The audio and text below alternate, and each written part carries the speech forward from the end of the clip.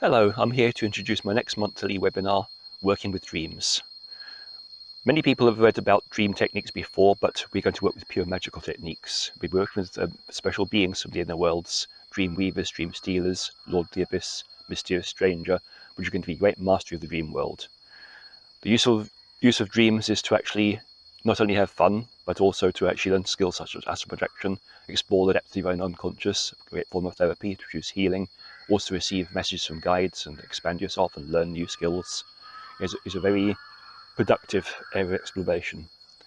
Magic techniques we're going to use will give you mastery of being able to create lucid dreams, program dreams of specific ends.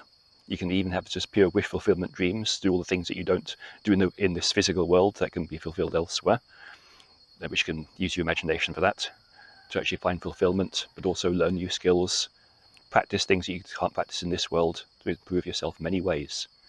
You're going to also learn how to actually get guidance to actually interpret these dreams, really understand what's being told to you, and how to remember them. So for all those who wish to explore this dream world, which is a fantastic way of expanding your magic, this is the workshop for you.